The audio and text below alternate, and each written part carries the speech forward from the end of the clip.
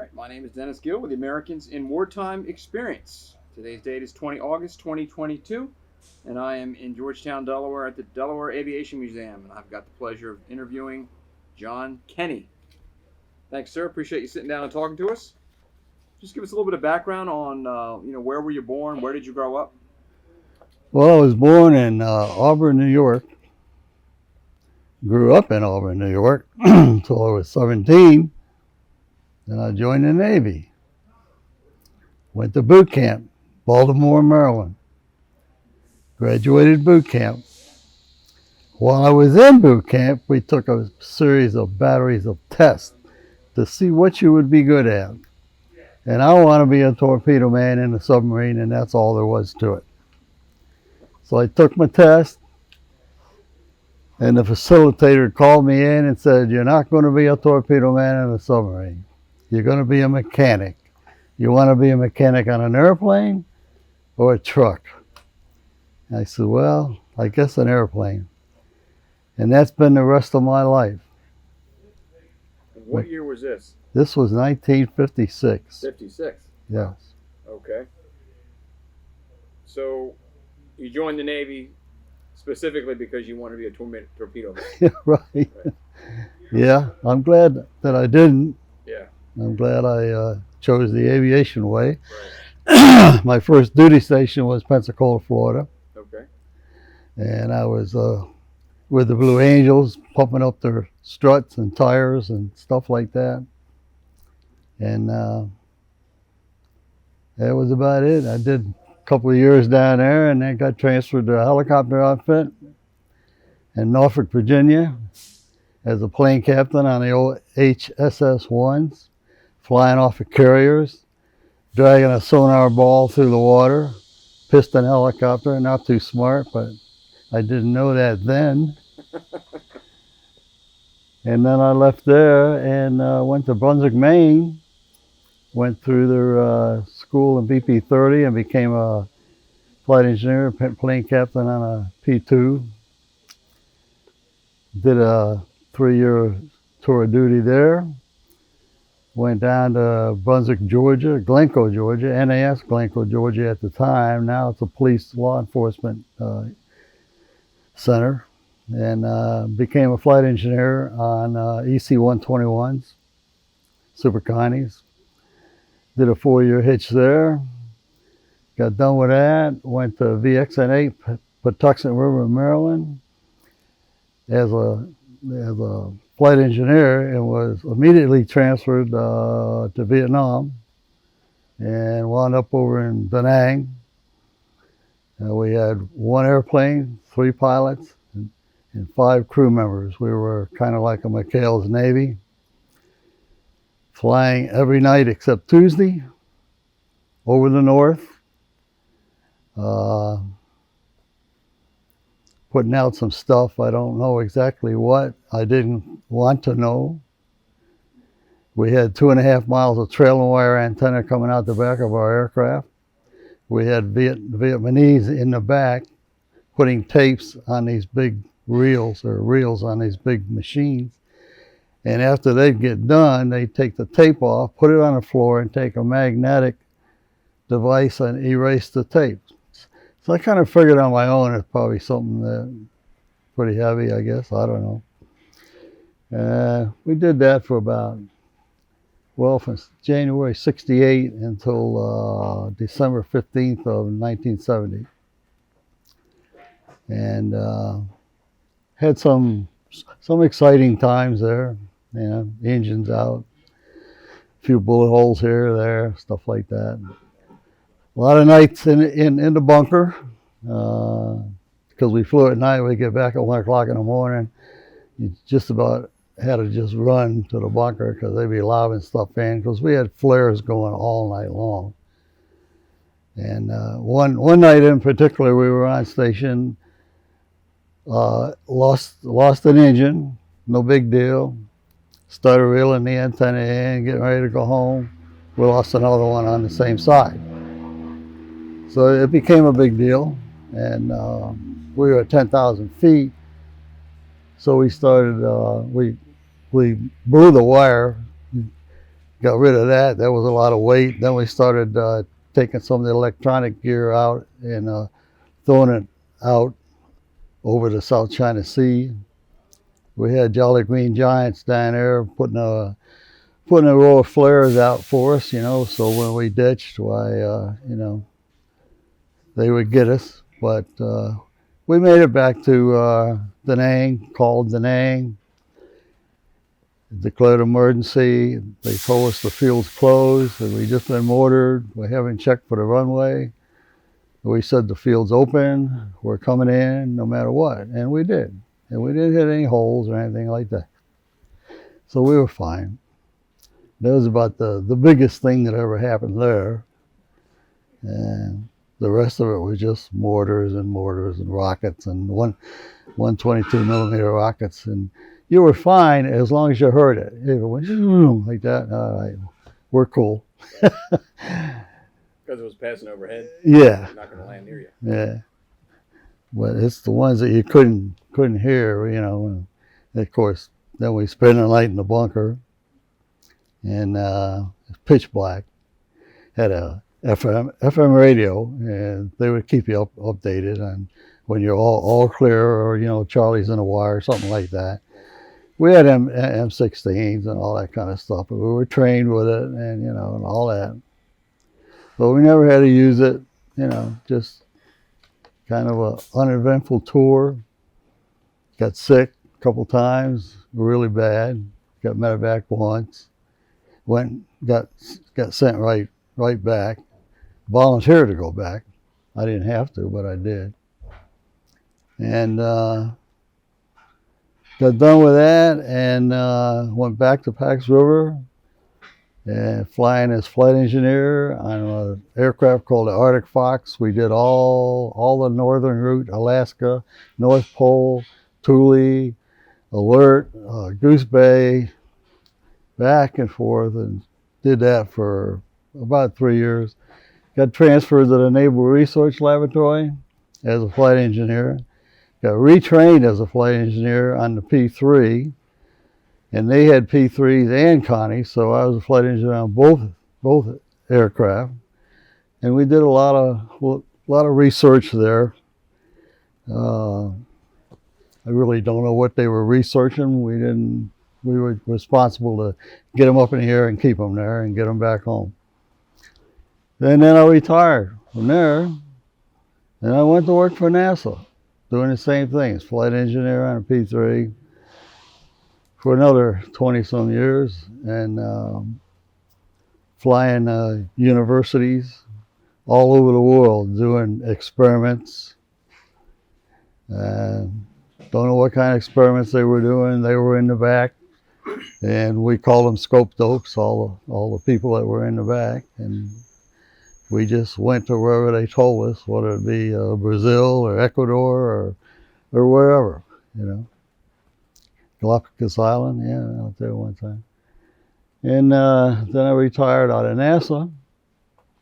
Then I came up here, bought the FBO in the maintenance shop, ran that for about 7 or 8 years.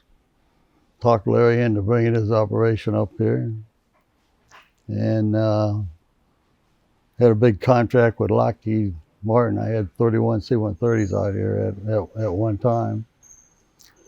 We took down 15 of them and flew 16 of them out.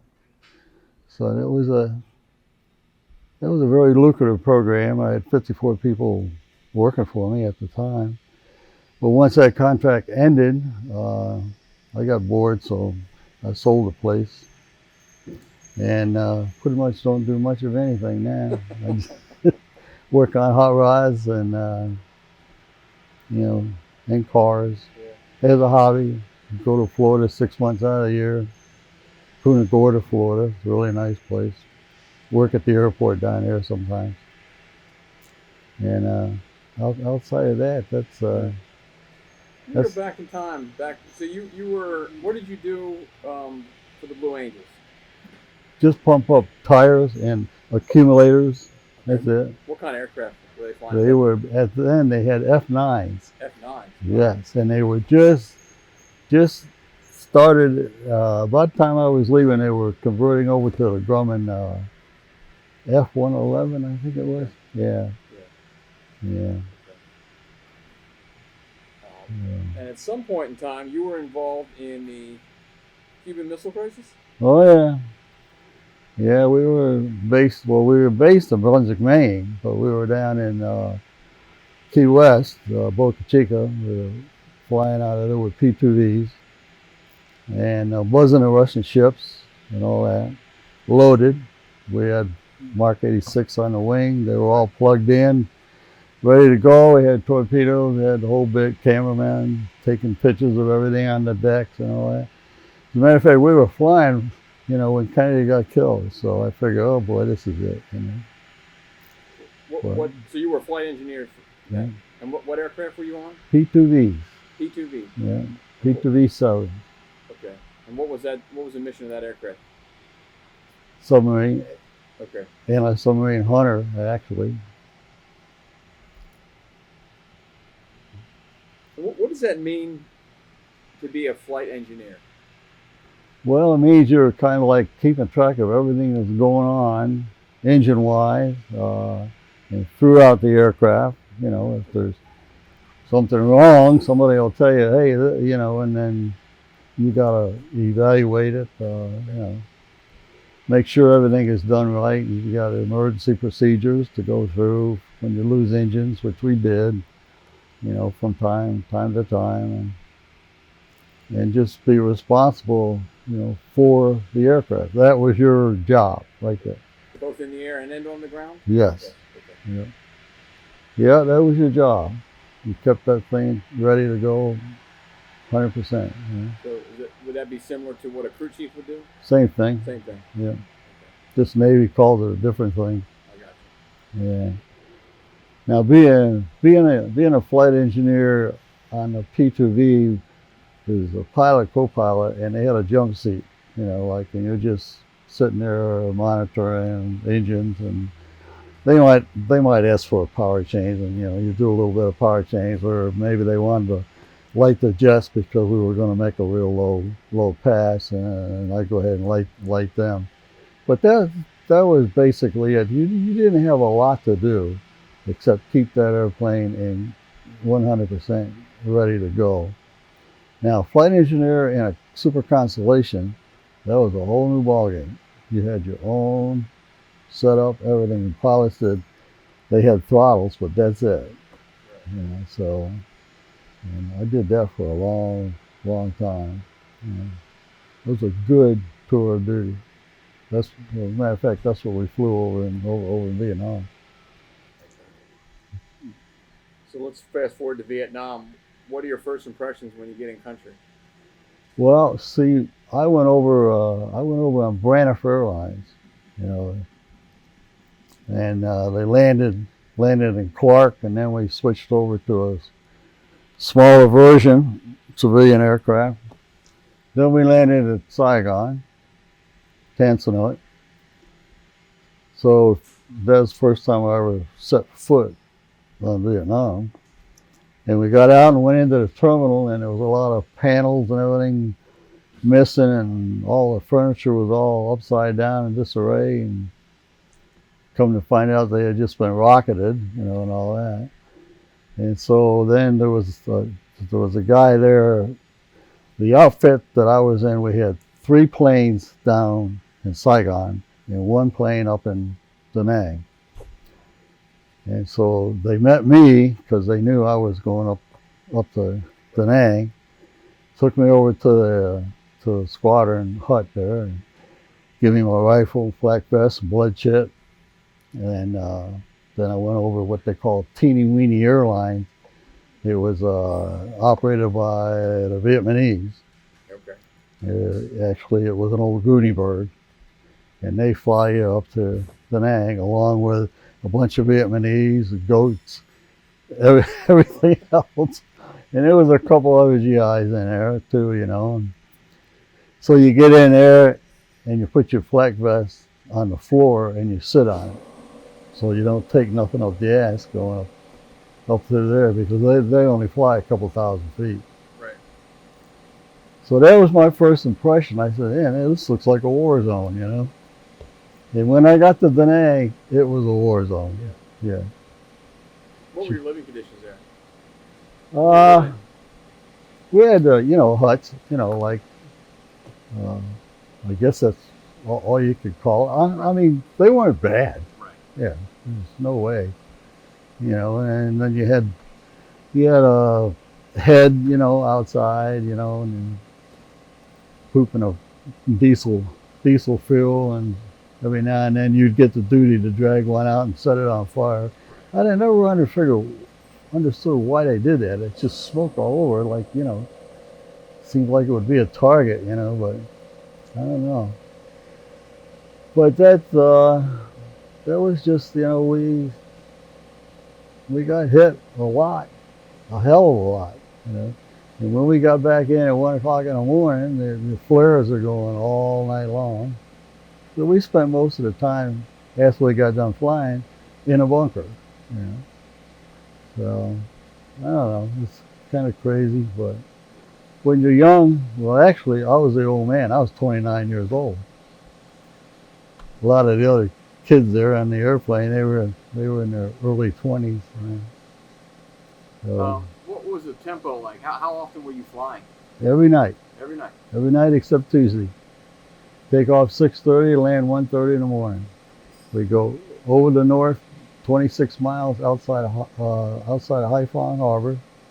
You can look right out there and see them, and 10,000 feet, put a trailing wire, 2.5 miles of trailing wire antenna out. The Vietnamese would be in the back. They'd open their cases and put the tapes on, and they'd start transmitting. And we do that for about 3-4 hours, unless we got jumped, which every now and then, not very often. And we were outside of the range of a surface to air, and if we didn't happen to get jumped, we had Air Force there. We just holler out, yellow dog, and blow the wire and just do an emergency descent. But it didn't happen that often. I think I can remember twice, really. Were these reconnaissance missions? What kind of missions? Well, come to find out, I finally found out. We didn't want to know because, if you captured them, Right. whatever. But what they were doing, the Vietnamese in the back, and with that trailing wire antenna out there, they were bringing in messages from the north to the troops in the south. And then they would take it in and put it out different to where we would be there waiting on them. And that's basically all they did. We just kind of transmitted and garbled it up or something and sent it on down. So that was all. You ever keep in touch with anybody that you served with over there? I had one real good friend, and he just died. And there was another fella that I seen about a year ago. He's got his own, what they call a buy boat, and he's got his own buy boat service down in Virginia. Yeah. I just happened to run into him, But that's it. I mean, we're on Facebook. There's about 10 guys, a couple of pilots, but as far as any reunions, nah, nothing. Which is just as well. Right. What was your homecoming like? A lot of people had very bad experiences when they came back. Well, we flew. Our plane was the last plane in the squadron out of Vietnam. All our radio gear, everything else was all offloaded and given to the Vietnamese.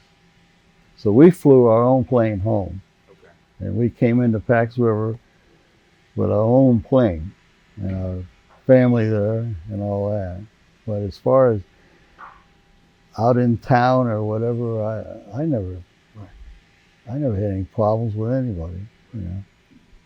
So Eventually, so you retired from the Navy? I did. You did. And you joined NASA. What year was that? Well, I retired in '75 Okay. from the Navy, and I went right to work in '76. Yeah. Okay.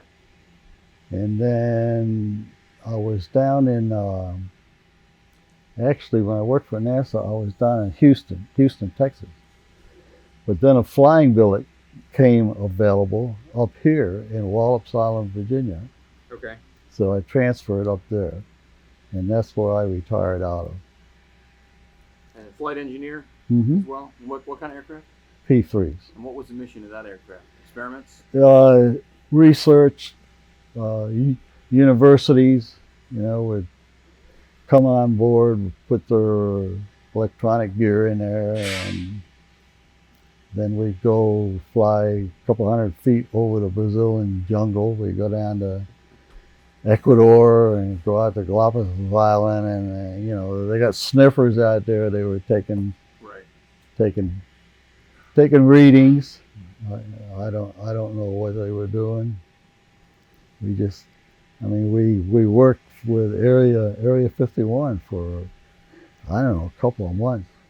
We were out there overflying Area 51 at 20,000 feet with sniffers on the wing, and they're down there burning stuff. And then we'd sniff it, and the people in the back would say, it's this or it's that. And then we'd call down there and say, you're burning this. And they'd say, yeah, or no. Right. I mean, what was the purpose of that? Trying to detect what stuff in the air?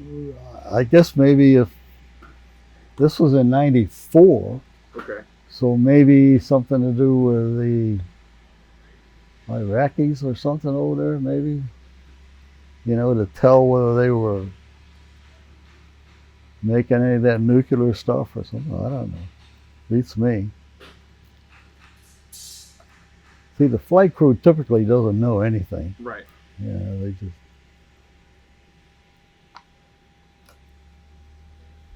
So I guess you needed some kind of special authorization to fly over. Yeah. that piece of land. Yeah. Without getting shot down. Oh yeah, yeah. Were you flying in and out of? Where were you flying in and out of when you were doing those? Nellis. Nellis. Yeah. Yeah. Any memorable moments your time in NASA? Well, on the northern trips, not with a P3, but with a Kenney. We took off out of Oslo, Norway, going to Thule, Greenland. And we got about halfway there, I guess, the point of no return, where you're going to go to Thule. And we iced up. We iced up like you wouldn't believe. Everything was solid. The plane commander was in he was in Iraq, and they had a couple of junior pilots up there, and we were getting on the backside of the power curve, and I had everything open, everything wide open, and we're not losing any ice, we're losing airspeed. So I took a fuel dipstick and I poked him. I said, Ted, get your ass up here. And he said, what's up? I said, get up there. So he gets up there, he says, get out of there. And he throws him out of there, and he gets up and he sits down in his seat, and he turns around and he looks at me and he says, Kenney, we're going down. I said, no shit. But what he meant is we're going down. And he put that thing down. It was probably just a couple of 100 feet off the water. And you could hear it start coming off. Just chunks hitting here, hitting there, and then smart ass pilot, boy, I'll tell you. So then we went on, because we couldn't go back, and we go to Thule. Okay. And it's the same situation. The field's closed at 0-0. Well, 0-0. So what? And this is back for the old shit. Like GCA. You're on glide path. You're above glide path. You're over here, and we're shooting an approach to this place. You can't see nothing. And the GCA operator said, you're over the end of the runway, touchdown. And that's what you did. You touched down. You don't know where the hell you're at, you know. But we rolled out and stopped, and they said, just shut down. We'll have somebody out there to get you out of there and get you back to the barracks. Don't leave the airplane. Because even when you were in the barracks, if you wanted to go to the club, Right. you had to come out of there, and there's a rope, and you stayed on the rope. And that would take you to the club. And same way to get back. When it's 0-0, that's what they mean, 0-0. So, that was about the craziest one. Yeah. Outside of the 2 engines out in Vietnam, that was that was a little bit hairy. Tell us about that. Well, we had two engines out, and we had to blow the wire and started throwing stuff out of the airplane because we were losing altitude and too heavy. And we had Jolly Greens were called in on that, dropping flares for us so we could ditch in the shells trying to see. And we made it back, and they had hit the base, and they had hit a 1,000,000-gallon oil refinery drum. You could see that thing burning for miles and miles away, you know.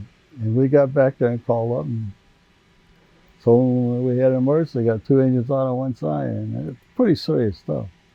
And they said, well, the field's closed because runway hasn't been swept to check for holes. And they said, well, we don't have time for that. We're coming in, you know. And we didn't hit nothing, didn't hit no holes, nothing like that. We just got in, shut down, and ran for the bunker and stayed in there the rest of the night. This is a 4-engine airplane with mechanical issues. Is that what caused the engines to go out? Well, the first one was what they call a BMEP, the brake mean effective pressure. That's a torque cell blew. Okay. So the engine's running perfect, but you got no power. Right. And then second one was a stack come loose, and just fire warning, and you have no choice. So you better fly it without a fire warning, or, you know, feel a little more comfortable. How do you think your time in the service has affected your life? Well, my time in the service, to me, is everything. I loved it. I loved what I did, and I love what I do now. And I wouldn't be doing it except for the service. By somebody up there making a choice, telling me that I was not going to be on a submarine, you're going to be on an airplane. And I mean, it just changed my whole life. I mean, you know, I'm from Auburn, New York. There was nothing there. You could be a prison guard, or you could be a state trooper. That was the 2 great jobs. And I didn't want to be either, you know. Yeah. And I didn't know I didn't want to be in the Navy, you know. But after I got in there, I really liked it. Really liked it. Kind of like you come of age when you get in there, you know. What would you tell a young man or a young woman who's thinking about a career in the military? Well, if you're thinking about it, that means that you might want to do it. And if you're not sure, you should at least try to get in some branch of the service to where you would have a choice of what you want to do. Right. Like have him guarantee you that, you know, that you're going to be this after school, or you're going to be this or that. Right. So you might go along the lines of something that you want to do when you get out. You know, if you go in there and you want to be a torpedo man on a submarine or a VAR man, there's not much call for that when you get out. Right. You know, so you should pick some kind of a field and get in that. And if nothing else, get in the reserves. You know, I mean, that way you get your feet wet and you can figure what you really want to do. Yeah. And I think everybody should go in. Of course, that's me. Even when I ran my business, I liked for people to come in and had a DD-214. Right. You know, meant a lot when you go to hire. You know, so if they can get through that, they can work for me. So simple as that. Let's fast forward 100 years. Somebody watches this video. Yeah. What message would you like them to know about your service? Well, like I say, pick something that you want to do after you're done with the service, and try to get into a field that they'll give you, that they'll offer you, and make sure get it in writing. But you know, if you're smart enough and you want to get in a certain field and you put your nose to the grindstone, you will get it. And the service is a great way to go. It's a great way to start your life. I was only 17 years old, but before that, we were just wandering around the streets, getting in trouble. Yeah. So, well, on behalf of the Americans in Wartime Experience, I thank you. all right, no Sitting down and problem. talking to us, and thank you for your service. Thank you. Appreciate it.